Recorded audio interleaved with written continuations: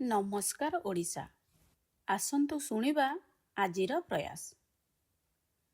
ରମ୍ଭା ଆଜି ଫେସବୁକ୍ର ଷ୍ଟାଟସରେ ଯେମିତି ହେଲେ ସେ ରାନ୍ଧିଥିବା ପାସ୍ତାର ଫଟୋ ରଖିବ। ତେଣୁ ଆଜି ତାର ନୂଆ ଶଙ୍ଖ ଧୋବ ଫରଫର ପ୍ଲେଟ୍ର ଉଦ୍ଘାଟନ ହେବ। ପ୍ଲେଟ୍ ପାଖରେ ସୁନ୍ଦର ପ୍ଲାଷ୍ଟିକର ନାଲି ଗୋଲାପ ଫୁଲର ଗଛଟିଏ ରଖି ପାସ୍ତାକୁ ପ୍ଲେଟ୍କୁ କାଢ଼ିଥିଲା। ଏବେ ଗୋଟିଏ ସୁନ୍ଦର ଫଟୋ ନେବାକୁ ଗଲାବେଳକୁ ପଡ଼ୋଶୀ ଘର ଉର୍ବଶୀ ମାଉସୀ ବାହାରେ ଥାଇ ରମ୍ଭା ରମ୍ଭା ବୋଲି ଡାକିଥିଲେ।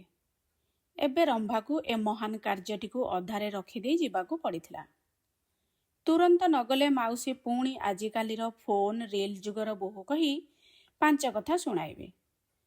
ମାଉସୀଙ୍କ ସହ 5 ମିନିଟ୍ କଥା ହୋଇ ରମ୍ଭା ଫେରି ଦେଖେ ତାର ପ୍ଲେଟ୍ ଆଉ କଡ଼େଇ ସବୁ ଖାଲି। ଏ କାହାର କର୍ମକାଣ୍ଡ ବୁଝିବା ପାଇଁ ତାକୁ ଟିକିଏ ବି ସମୟ ଲାଗିନଥିଲା।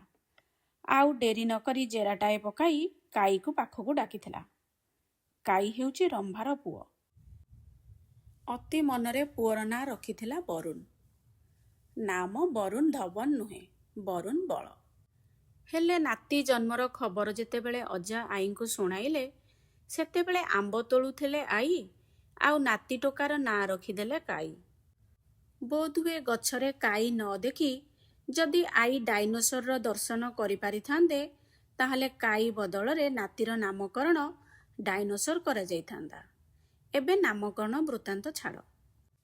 ରମ୍ଭା ଏବେ ଖାଲି ପ୍ଲେଟ୍ ଦେଖି ରାଗରେ କାଇ ଉପରେ ଯାହା ଗରଗରତ ହୋଇଥିଲା ସାଥିରେ କାଇର ବାପାଙ୍କୁ ବି ଛାଡ଼ି ନଥିଲା।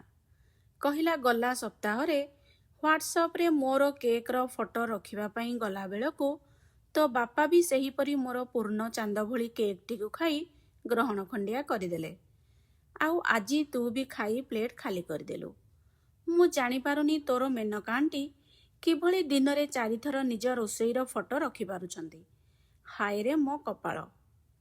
ଆଉ ବିଚାରା କାଇ ବି ବୁଝିପାରୁନି ତା ପାଇଁ ରନ୍ଧା ହୋଇଥିବା ପାସ୍ତାକୁ ଖାଇ ସିଏ କେଉଁଠି କ'ଣ ଭୁଲ କଲା। ଏଇ ସମୟରେ ବାପା ଧନ୍ୟ ଧନ୍ୟରେ ଫେସବୁକ୍ର ନିଶା କହି ଦୁଆରକୁ ନ୍ୟୁଜ୍ ପେପର ଖଣ୍ଡେ ହାତରେ ଧରି ଚାଲି ଯାଇଥିଲେ। ପ୍ରୟାସଟିକୁ ଏଇଠି ରଖୁଛି। ପୁଣି ଦେଖାହେବ ଆଉ ଏକ ପ୍ରୟାସରେ। ରହୁଛି, ନମସ୍କାର।